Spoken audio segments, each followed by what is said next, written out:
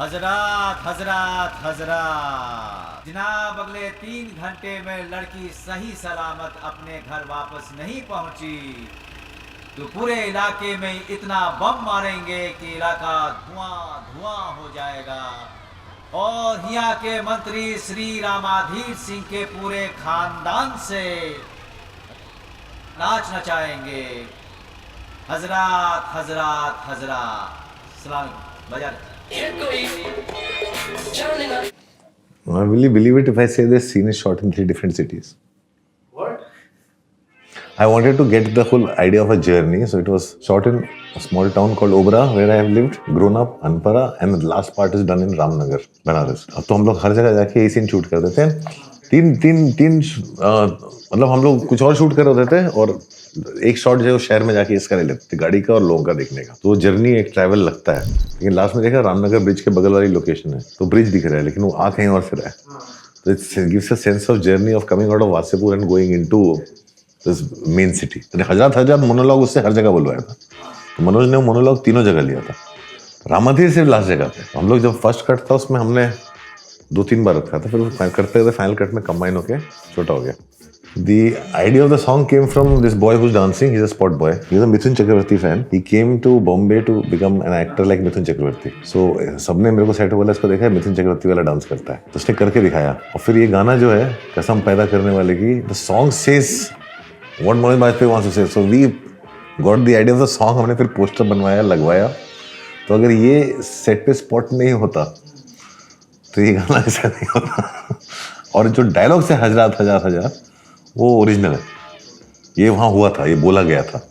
जो हमारा डेफिनेट का रोल किया जीशान कादरी, तो उसने बोला था कि this is how the dialogues are spoken. So I was following all the things that he said. So बाकी तो एक्टर्स का परफॉर्मेंस है। हजरात हजरात हजरात करके वो जो है वो गाड़ी पे जाके ओपन में ऐसा बोला था, जिस आदमी के ऊपर बेस्ड है इसका character. Hi, my name is Anurag Kashyap और आप देख रहे हो मैशेबल तोड़फोड़।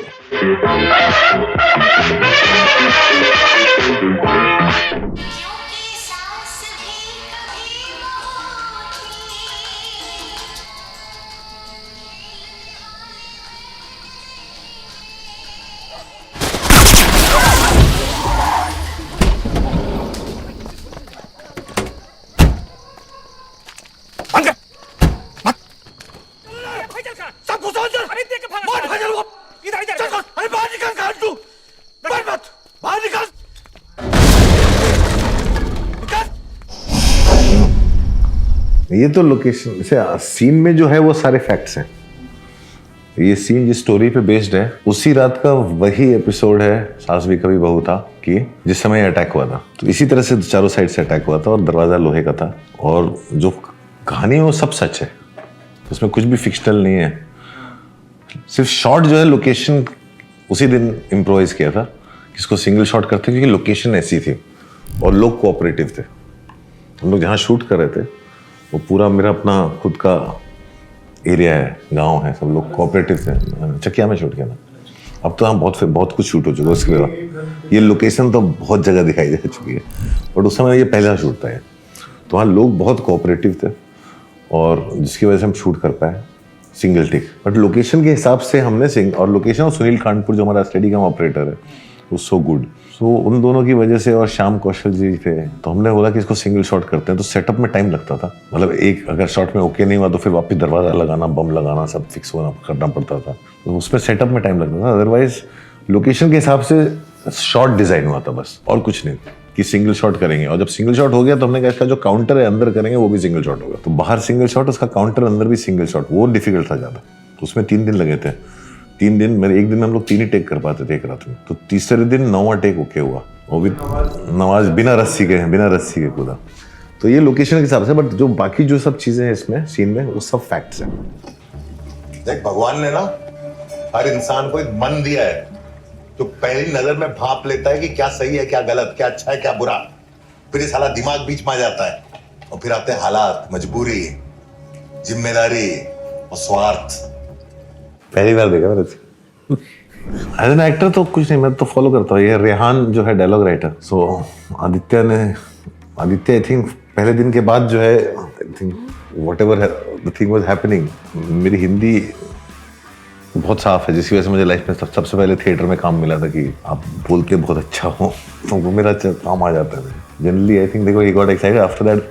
मेरे सारे सीन में वो लोग, the director and the writer also started enjoying and rewriting on the scenes. So this is Rehan and Aditya enjoying, कुछ करने को देते हैं, तो उन्हें असली मटन बुला के चॉप कराया। तो उसमें ध्यान से देखो पता चलेगा कि मैं जो असली काटने वाला होता है ना, वो एक झटके में काटता है, मारे जा रहा हूँ, कट ही नहीं रहा है।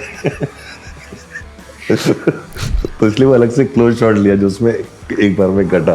But I use that process to do the whole scene. तो ना वो इतना आपको, ये वही है, आदित्य एंड रेहान ने मेरे को इतना मसाला दिया करने को कि सब कुछ करेंगे कि हाँ मिर्ची जल रही है, वो जा रहा है उधर, प्रॉब्लम हो रहा है, and so it also it really happens. They gave me the space to perform, they gave me the lines. Marathi बोलनी है, गुजराती बोलनी है, Rehan used to correct me all the time, used to correct me all the time, and सारा सब कुछ जो है।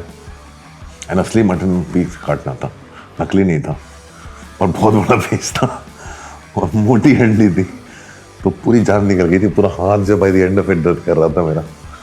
लेकिन हाँ, वो जो इमोशंस एंड बाकी जो प्ले है वो तो एक्सपीरियंस है यार। वो जैसे कि I have also been a terrible actor at one time on camera. शुरू में फिर मीडियम समझ नहीं आता, अब मीडियम समझ में आता है।